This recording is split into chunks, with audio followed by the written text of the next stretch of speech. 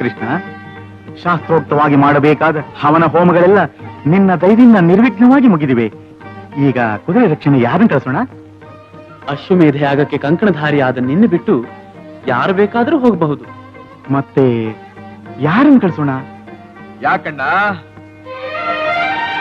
ನನ್ನ ಶಕ್ತಿ ಸಾಮರ್ಥ್ಯಗಳ ಮೇಲೆ ನಿನಗಿದ್ದ ನಂಬಿಕೆ ಕಡಿಮೆಯಾಯಿತೆ? ಕುರುಕ್ಷೇತ್ರದ ಧಾರಾತೀರ್ಥದಲ್ಲಿ ನನ್ನ ಗಾಂಡೀವ ಮುಳಿಗೆದ್ದಿದ್ದರೂ ಇನ್ನೂ ತುಕ್ಕು ಹಿಡಿದಿಲ್ಲ. ಅದರ ಸಹಾಯದಿಂದ ಬ್ರಹ್ಮಾಂಡವನ್ನೇ ಅಲ್ಲೋಲ ಕಲ್ಲೋಲ ಮಾಡುವ ಈ ತೋಳಿನ ಶಕ್ತಿ ಕುಗ್ಗಿಲ್ಲ. ನನ್ನ ಶಸ್ತ್ರಾಸ್ತ್ರಗಳ ಹಸಿವು ಇನ್ನೂ ತೀರಿಲ್ಲ. ಫಲ ಫಲ ಅರ್ಜುನ. ಅಪ್ಪಣೆ ಕೊಡು, ಅಪ್ಪಣೆ ಕೊಡು. ಭೂಮಂಡಲದಲ್ಲಿರೋ ರಾಜ ಮಹಾರಾಜ ಚಕ್ರವರ್ತಿಗಳನ್ನೆಲ್ಲ ಗೆದ್ದು ಅವರ ಕಿರೀಟಗಳನ್ನು ತಂದು ನಿನ್ನ ಪಾದಗಳಲ್ಲಿ ಕಾಣಿಕೆಯಾಗಿ ಅರ್ಪಿಸುತ್ತೇನೆ. ಈ ಅಲ್ಪ ಕಾರ್ಯಕ್ಕೆ ಕೃಷ್ಣನಿಗೆ ಶ್ರಮ ಕೊಡಬೇಕೆ? ಪಾರ್ಥ, ಇದು ಅಲ್ಪ ಕಾರ್ಯವೇ? ಈ ಕಾರ್ಯಕ್ಕೆ ನನ್ನ ಸಹಾಯ ಸಹಕಾರ ಬೇಕಾಗಿಲ್ಲ. ಧರ್ಮರಾಯ, ಪಾರ್ಥನಿಗೆ ಅಪ್ಪಣೆ ಕೊಡು. ನಿನ್ನಿಚ್ಛೆ ಪರಮಾತ್ಮ. ಚಿಕ್ಕಪ್ಪ, ಜೊತೆಗೆ ನಾನು ಹೋಗ್ತೀನಿ. ಋಷಕೇತು, ಅಶ್ವಮೇಧ ಯಾಗವೆಂದರೆ ಬರೀ ಯುದ್ಧವಲ್ಲ, ಯುದ್ಧದ ಪರಂಪರೆ. ಆದರೇನಾಯ್ತು ಚಿಕ್ಕಪ್ಪ, ಈ ಕರ್ಣನ ಮಗ ಋಷಿಕೇತು ಕರ್ಣನಷ್ಟೇ ಪ್ರತಾಪಶಾಲಿ ಅನ್ನೋದನ್ನ ಜಗತ್ತಿಗೆ ತೋರ್ಪಡಿಸಲೇಬೇಕು. ಆಶೀರ್ವಾದ ಮಾಡಿ. ಸರಿ ಮಗು, ಹೋಗಿ ಬಾ. ಪಾರ್ಥ, ಈ ವೃಷಕೇತು ನಮ್ಮೆಲ್ಲರ ಪ್ರಾಣ. ಅವನನ್ನ ಸರಿಯಾಗಿ ನೋಡಿಕೊಂಡು ಕ್ಷೇಮದಿಂದ ಕರೆತರೋ ಭಾರ ನಿನಗೆ ಸೇರಿತು. ಆ ಭಯ ನಿನಗೆ ಯಾಕಣ್ಣ? ಅವನನ್ನ ನಾನ್ ನೋಡ್ಕೊಂಡು. ಪಾರ್ಥ, ಮುಹೂರ್ತ ಸರಿಯಾಗಿದೆ, ಹೊರಡಬಹುದು. ಚಿತ್ತ, ಋಷಿಕೇತು.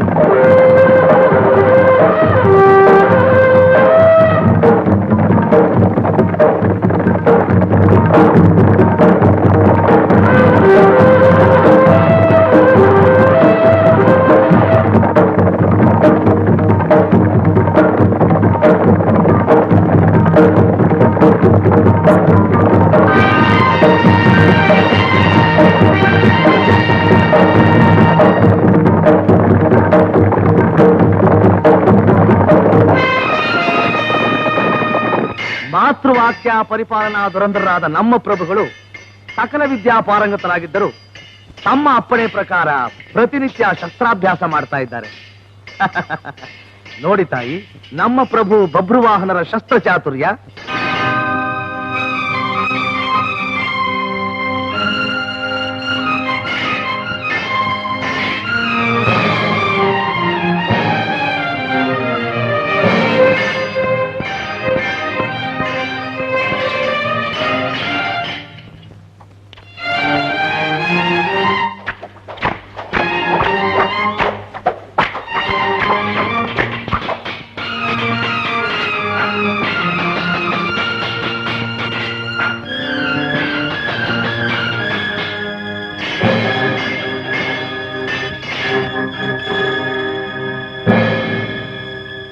ಕುಮಾರ, ಫಲ.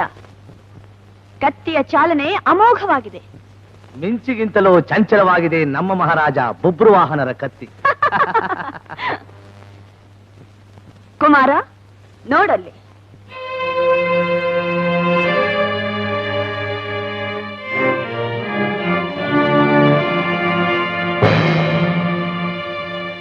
ಇವು 7 ಲೋಹದ ಬೊಂಬೆಗಳು. ಒಂದೇ ಬಾಣದಿಂದ ಇವುಗಳ ತಲೆ ಕತ್ತರಿಸಬೇಕು. ಈಗ ತೋರಿಸು ನಿನ್ನ ಬಾಣ ಪ್ರಯೋಗದ ಚಾತುರ್ಯ. ಆಗಲಿ ದೊಡ್ಡಮ್ಮ.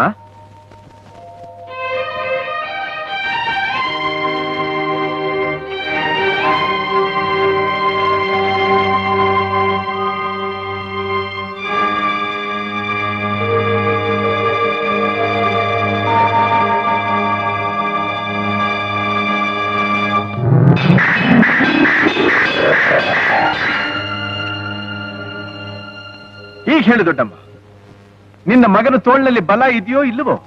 ಒಪ್ಕೊಂಡೆ. ಈಗ ಕಣ್ಣಿನ ಗುರಿ ಪರೀಕ್ಷೆ ಆಗ್ಬೇಕು. ಬಾ ನೋಡು, ಮೇಲೆ ಹಕ್ಕಿಗಳಿವೆ, ಅದರ ಕೆಳಗೆ ಚಕ್ರ ತಿರುಗ್ತಾ ಇದೆ, ಅದರ ಪ್ರತಿಬಿಂಬ ನೀರಿನಲ್ಲಿ ಕಾಣಿಸ್ತಾ ಇದೆ.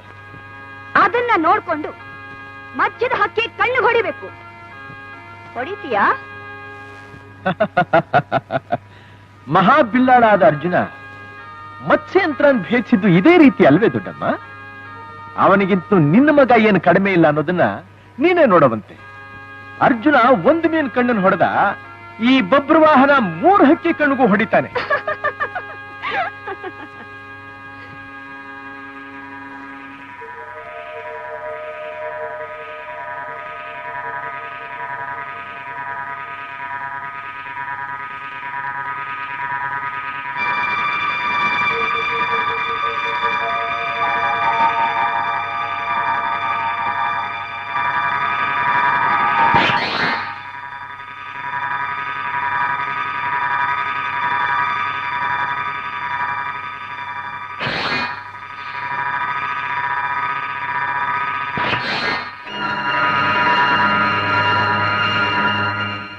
ಕುಮಾರ ಫಲ. ಶಿಷ್ಯ ಗುರುನ್ ಮೀರಿಸ್ಬೇಕು, ಮಗ ತಂದೆನ್ ಮೀರಿಸ್ಬೇಕು. ಆಗ್ಲೇ ಗುರುಗೂ ತಂದೆಗೂ ತೃಪ್ತಿ.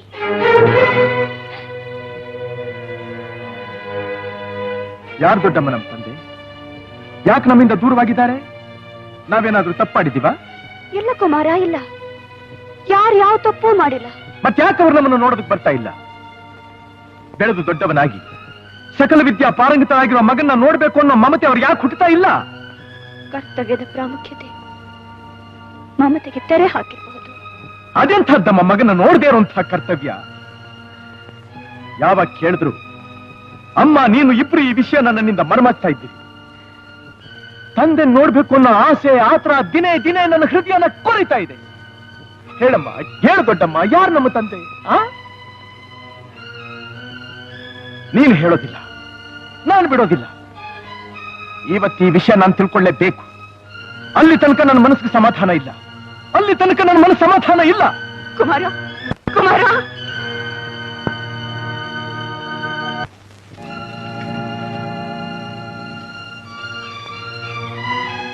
ಬಾ ಕುಮಾರ. ಯಾಕಮ್ಮ ವಿಷಯನ ಮುಚ್ಚಿಟ್ಟು ನನ್ನನ್ನ ಮನೋವೇದನೆ ಗುರಿ ಮಾಡ್ತಾ ಇದ್ದೀಯಾ?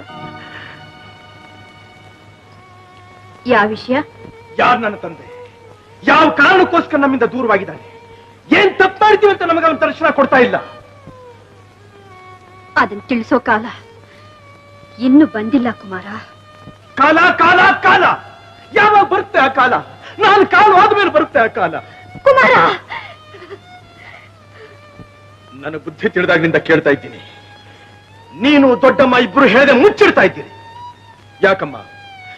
ನನ್ನ ತಂದೆ ಯಾರು ಅಂತ ತಿಳ್ಕೊಳ್ಳೋ ಯೋಗ್ಯತೆ ನನಗಿಲ್ವೇ? ಅಥವಾ ಇವನು ನನ್ನ ಮಗ ಅಂತ ಹೇಳ್ಕೊಳ್ಳೋ ಯೋಗ್ಯತೆ ಅವನಿಗಿಲ್ವೇ? ಕುಮಾರ, ಅವನೇನು ರಾಜನೇ, ಭಿಕಾರಿಯೇ, ಸನ್ಯಾಸಿಯೇ, ದುಷ್ಟನೇ, ದುರಾಚಾರಿಯೇ, ಕಳ್ಳನೇ? ಅಲ್ಲ ಅಲ್ಲ ಅಲ್ಲ, ಪರಮಾತ್ಮನ ಅನುಗ್ರಹಕ್ಕೆ ಪಾತ್ರನಾದ ಪುರುಷೋತ್ತಮ. ಪುರುಷೋತ್ತಮ ಎಲ್ಲಿದ್ದಾನೆ ಆ ಪುರುಷೋತ್ತಮ? ಅವನೇನು ಭೂಮಿ ಮೇಲಿದ್ದಾನೆಯೋ ಅಥವಾ ಸತ್ತು ಸ್ವರ್ಗದಲ್ಲಿದ್ದಾನೆಯೋ? ಹರಿ ಹರಿ, ಈ ಮಾಂಗಲ್ಯ, ಈ ಕುಂಕುಮ, ಈ ಬಳೆಗಳು ನಾನು ಮುತ್ತೈದೆ ಅಂತ ಹೇಳ್ತಾ ಇಲ್ವೇ ಕುಮಾರ? ಹೇಳ್ತಾ ಇದೆ ಅಮ್ಮ, ಹೇಳ್ತಾ ಇದೆ. ಆದ್ರೆ ಪತಿ ಸಾನ್ನಿಧ್ಯದಲ್ಲಿ ಸುಖವಾಗಿರಬೇಕಾದ ಸತಿ ನೆಮ್ಮದಿ ನಿನ್ನ ಮುಖದಲ್ಲಿ ಕಾಣ್ತಾ ಇಲ್ಲ. ಹೇಳಮ್ಮ, ಅರಮನೆ ಸುಖ ಭೋಗಗಳನ್ನು ತ್ಯಾಗ ಮಾಡಿ ಸನ್ಯಾಸಿನಿ ಹಾಗೆ ಬಾಳ್ತಾ ಇದೆಯಲ್ಲ, ಯಾತಕ್ಕೋಸ್ಕರ? ಯಾವ ಪುರುಷಾರ್ಥಕ್ಕೋಸ್ಕರ? ನಿನ್ನ ಮತ್ತೆ ನಿನ್ನ ತಂದೆಯ ಶ್ರೇಯಸ್ಗೋಸ್ಕರ. ಕುಮಾರ, ಒಂದಿಲ್ಲ ಒಂದ್ ದಿವಸ ನಿನ್ ತಂದೆ ದರ್ಶನ ನಿನ್ಗಾಗತ್ತೆ, ಆ ನಂಬಿಕೆ ನನ್ಗಿದೆ. ಅಲ್ಲಿ ತನಕ ದಯವಿಟ್ಟು ಪ್ರಶ್ನೆಗಳ ಮೇಲೆ ಪ್ರಶ್ನೆ ಕೇಳಿ ನನ್ನ ಮನಸ್ಸು ನೋಯಿಸ್ಬೇಡ, ನೋಯಿಸ್ಬೇಡ. ನನ್ನನ್ನು ಕ್ಷಮಿಸಮ್ಮ, ನನ್ನನ್ನು ಕ್ಷಮಿಸು. ನಿನ್ನ ಮನಸ್ಸನ್ನು ನೋಯಿಸೋದಕ್ಕೋಸ್ಕರ ನಾನು ಕೇಳಲಿಲ್ಲ, ನನ್ನ ಮನಸ್ಸಿನ ಹೊಯ್ಲಾಟನ್ನು ನಿಲ್ಲಿಸೋದಕ್ಕೋಸ್ಕರ ಕೇಳಿದೆ. ಅದು ಯಾವಾಗ ತಿಳಿಬೇಕು ಅಂತ ಭಗವಂತನ ಇಚ್ಛೆ ಇದೆಯೋ ಆವಾಗಲೇ ತಿಳಿಯಲಿ. ಅಲ್ಲಿ ತನಕ ಎಂದು ಯಾವತ್ತೂ ಈ ರಹಸ್ಯನ ಕೇಳೋದಿಲ್ಲ. ಇದು ಸತ್ಯ, ಸತ್ಯ.